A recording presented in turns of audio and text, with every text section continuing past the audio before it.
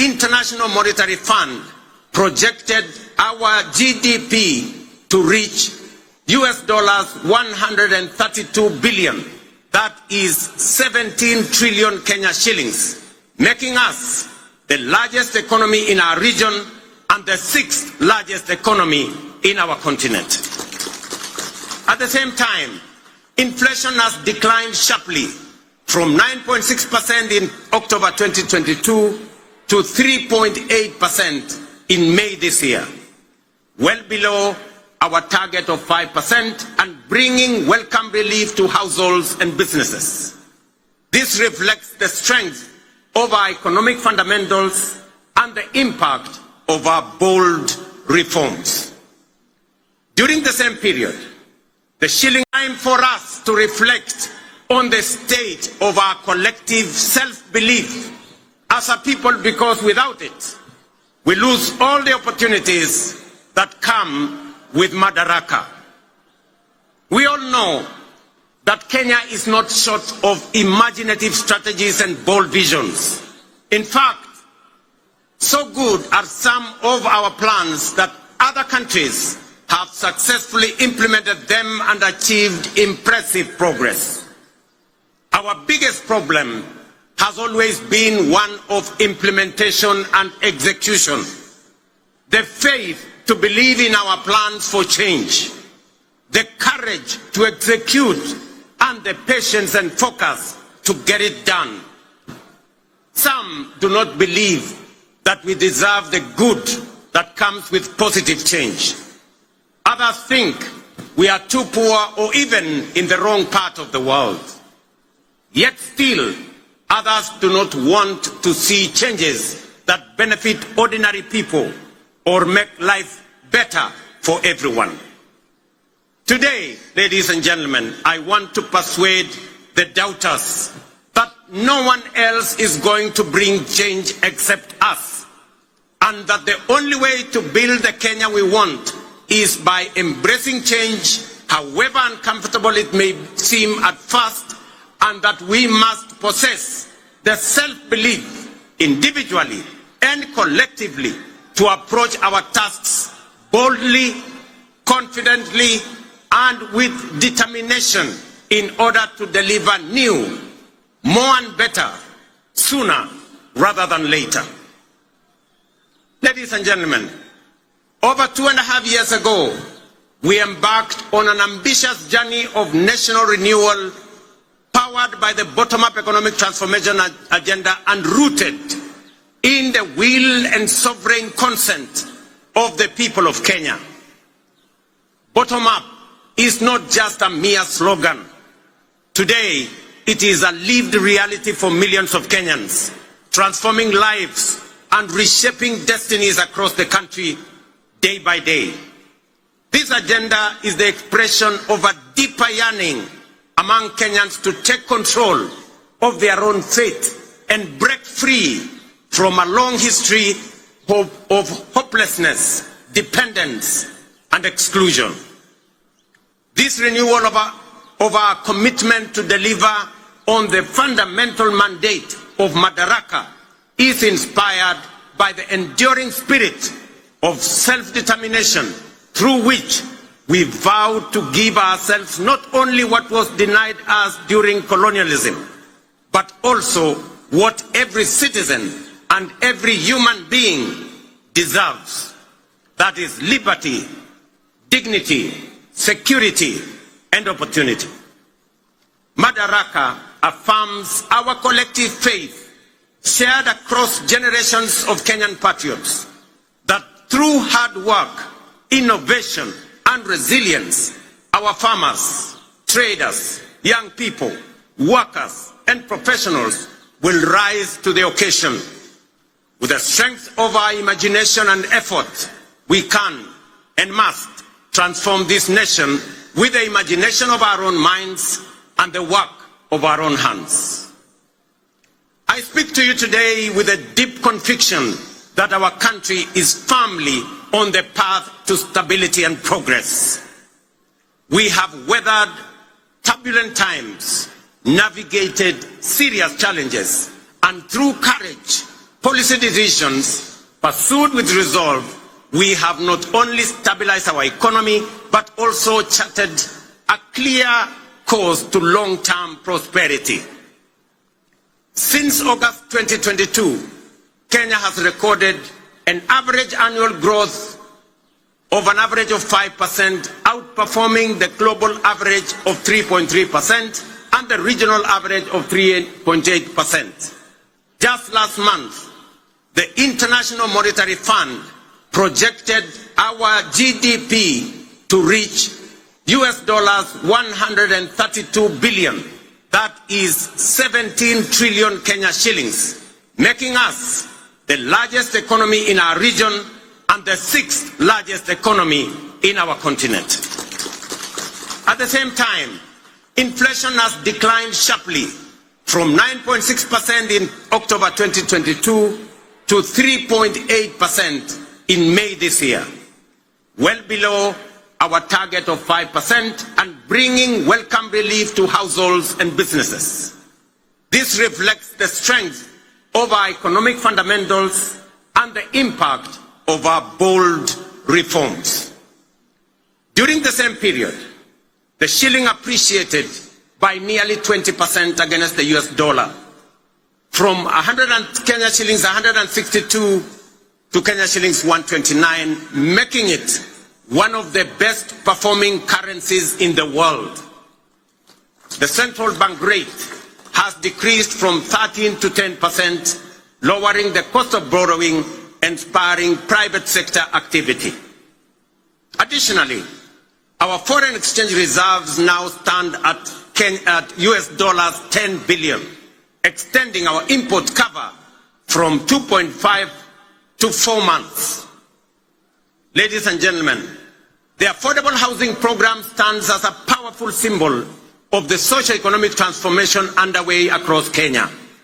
Last week, I had the privilege of handing over keys to the first 1,080 social housing units in the new Mukuru estate in Nairobi.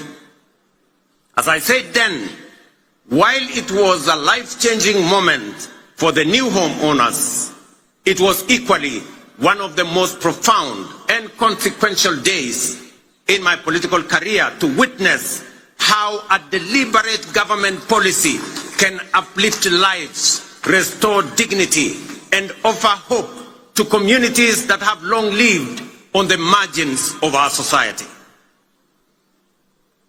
Vulnerable, forgotten, and neglected. It also marked a proud milestone for Kenya and demonstrated that ambitious national programs can be successfully implemented to deliver tangible benefits to ordinary citizens and fundamentally reshape our understanding of meaningful change. To see families move from the hardship of overcrowded slums to the relative comfort of permanent homes, complete with electricity, running water, and clean cooking gas, was a powerful reminder of what pro-people policies can deliver and the great things we can achieve together when we focus our thoughts and energy on possibilities and action rather than obstacles and doubt. A little over 2 years ago, many were skeptical when we said that ordinary Kenyans can begin owning homes through a rent-to-own model, using the same amount they pay in rent. Today, that bold promise is being fulfilled. We saw the joy of Cherusha Mudhoni, a mother of 3, grandmother of 4, and second-hand clothes trader from Mukuru kwa Ruben as she stepped into her new home. Here in Homa Bay County, the county of limitless opportunities, just 2 days ago, I had the pleasure of handing over keys to the first occupants of 110 affordable housing units at Boma Yangu Housing Estate right here in Homa Bay.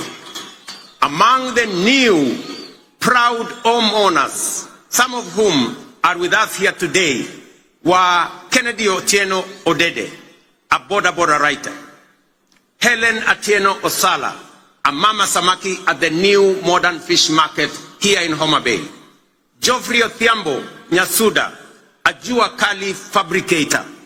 And Vincent Ocheng Onyango, a security guard. The journeys of new homeowners like Jerusha Modoni in Mukuru, Kennedy Odede here in Homa Bay, and thousands of others across the country, from the dehumanizing squalor of informal settlements to the security and pride of permanent homes, stand as a powerful testament to the transformative promise of bottom-up empowerment. They prove that with vision and resolve, courage and conviction, we can lift even the most forgotten among us into lives of dignity, hope, and limitless possibility. Ladies and gentlemen, if you didn't understand what we meant by bottom-up, now you do. If you didn't believe, now you believe. And if you thought it was a fantasy, as contributors to the housing levy, you are now witnessing and making history that will be remembered for generations to come in the history of Kenya. We are firmly on course to delivering 150,000 housing units under the Affordable Housing Program, which have been under construction since September 2022, with 11,000 units already available for occupation. Very soon, I shall be handing over keys to new homeowners in Bahati, in Nakuru, in Elbakon, in Nakuru, in Mabera, in Kuria West, in Mgwen, in Nandi, in Milimani, in Kakamega, and also in Vihiga counties, Nanyuki, and many others across the country. The bottom-up transformation is reaching every corner of Kenya, leaving no one behind. Beyond providing dignified shelter, this transformative program is driving job creation, having already generated over 250,000 jobs. It is nothing short of a nation-building revolution, uplifting lives, growing businesses, and redefining the future of work and urban living in Kenya.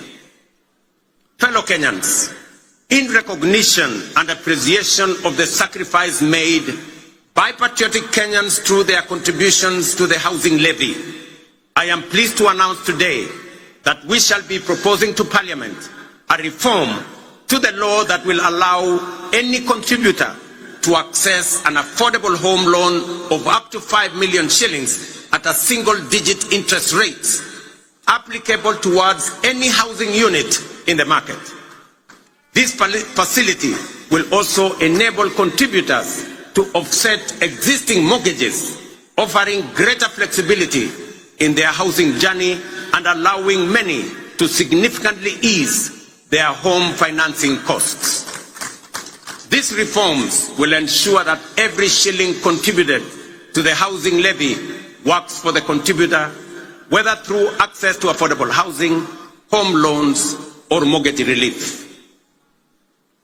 Ladies and gentlemen, word is beginning to get out throughout the nation that SHA is working, by which citizens mean that the transition challenges and teething problems are now behind us, and universal health coverage is now serving Kenyans and leaving no one behind.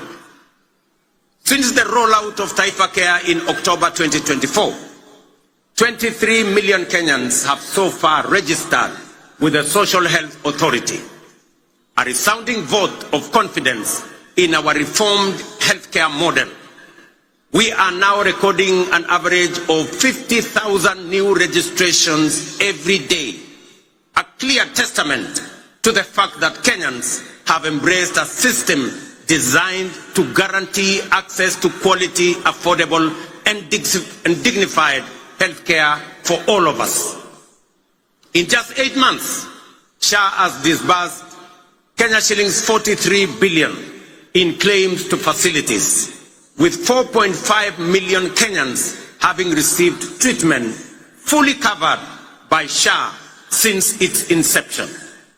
For the first time in Kenya's history, under SHA, citizens can access free emergency services in all facilities funded by the government through the Emergency Critical and Chronic Illness Fund. This groundbreaking reform is eliminating the burden of mandatory deposits demanded by hospitals, especially during emergencies. To sustain this momentum, the government has allocated sufficient resources to fully fund primary healthcare services. Every registered Kenyan can now access care in public and SHA-contracted facilities at no cost. Taifa Care is universal in both word and deed. These healthcare services deliver transformation goes beyond the magnitude of numbers or of new beneficiaries to real impact on citizens. SHA is settling payments promptly, ensuring that no Kenyan is turned away due to lack of funds.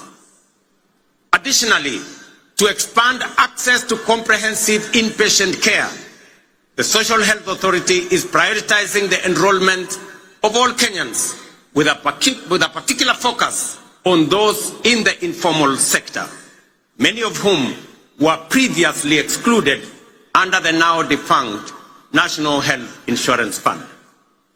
Although informal households account for approximately 80% of the population, they have historically faced significant barriers to access health insurance.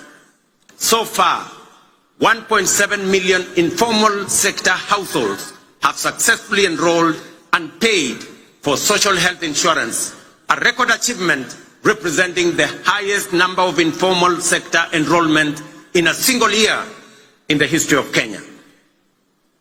To address persistent challenges such as irregular premiums and other contributions among informal sector workers, we are introducing an innovative and inclusive payment solution called Lipa SHA Pole Pole or Lipa SHA Mos Mos. This initiative enables Kenyans to remit their annual SHA contributions through flexible, manageable installments, whether monthly, weekly, or even daily, based on their financial ability. It ensures families maintain continuous health coverage without financial strain, while simultaneously promoting the sustainability of the health insurance fund. Lipa SHA Pole Pole has been made possible through a strategic partnership between the Ministry of Health, the Ministry of Cooperatives and MSMEs, mobile network operators, and financial institutions through the Hustler Fund. The system is simple and accessible to citizens. Citizens can dial *147# and follow the prompts to enroll and begin their contributions immediately. In addition to enhancing access to health insurance, we have prioritized the availability of essential medical equipment in public health facilities, moving away from the previous managed equipment services model, which placed maintenance and service delivery responsibilities solely on county governments. We have adopted a more efficient approach under the National Equipment Supply Program. Under this new model, the national government, working in collaboration with county governments, engages directly with equipment manufacturers and suppliers to deploy critical medical equipment based on county-specific needs. Payments are made on a fee-for-service basis, aligned with the gazetted SHA tariffs. This output-based financing mechanism ensures that facilities are reimbursed only for actual services rendered, thereby enhancing accountability and guaranteeing the availability, functionality, and quality of medical services across public health institutions in our republic. I urge every Kenyan to take charge of their health by enrolling with the Social Health Authority so that together we can end the heartbreaking cycle where families are forced to auction their livestock, sell their land, or part with their life's possessions just to afford medical care. No Kenyan should choose between life-saving treatment and their dignity. Let us unite to build a healthcare system rooted in dignity, equality, and compassion, a system where access to care is a right, not a privilege for a few. Ladies and gentlemen, you will agree with me, fellow Kenyans, that the remarkable progress we are making in both affordable housing and Taifa Care has been made possible by the solidarity, trust, and commitment with which Kenyans have participated in and contributed to the realization of radical positive change on an unprecedented scale.